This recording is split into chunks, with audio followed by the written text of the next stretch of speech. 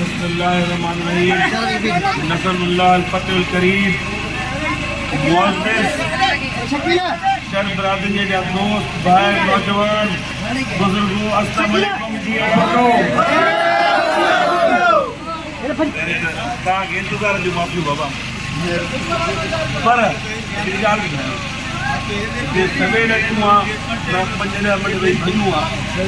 ही हलो जो नौजवान सभिनी सां गॾियल थी हिननि प्यार वंडियो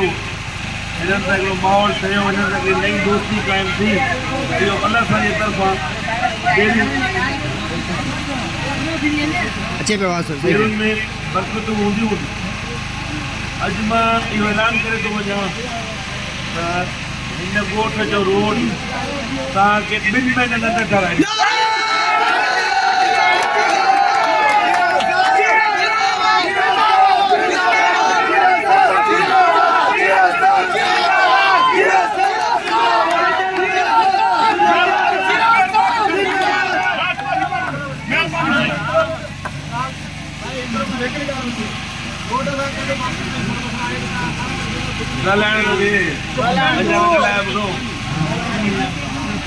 इंशाअल्लाह ताला डिस्ट्रिक्ट चेयरमैन मुझे भावत है माशाअल्लाह पाण कम्युनल डिवीजन में आई रोड की ॻाल्हि ख़त्म थी वई जी बाक़ी जेको भर्ती मूंखे न ॻोठ जो 2 कम जेके बि चवंदो उहे भले साल में कराए 2 कम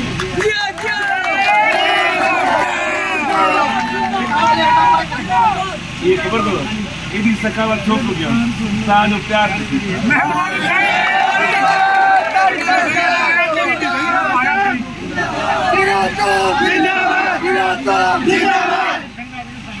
हिन दफ़े यकीन कयो शरण लिस्ट के इंतज़ार मूंखे पक्का शहर हिकिड़ो पहुंचो मूंखे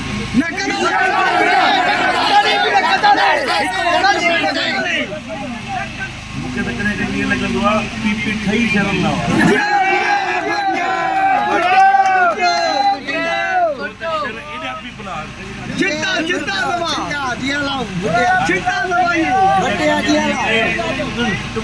अठ तारीख़ ते नौजवान बुजुर्ग मुंहिंजी भेणूं मुंहिंजी मम्मियूं सभिनि खे वठी वोट ते पुॼाए ॻोल्हनि ते प्रेस ताईं वेठा हुजो जो रिज़ल्ट न मिली वञेव ईअं करण सां सॼी ख़ल्क जेको जेतिरी ख़ल्क वञे न ही पोइ 1000 माण्हू बीठो आहे 1000 माण्हू बीठो आहे जी बिल्कुलु जे तव्हां सभु पोलिंग ते वञो तॾहिं 1000 वोट थी वियो इंशाअल्लाह 1000 मर्द और 1000 गरमायूं 1000 वोट वरी मां ॿुधो आहे त हिते घर जूं पेंट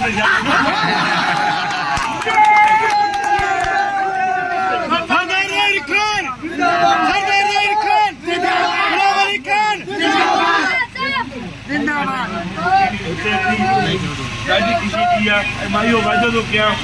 तव्हांजो 2 महीननि अंदरि रोड जो कमु शुरू कराए वरी हिते महिरबानी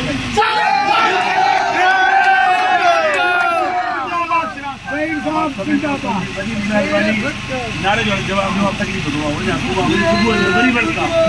नारे भुट्टो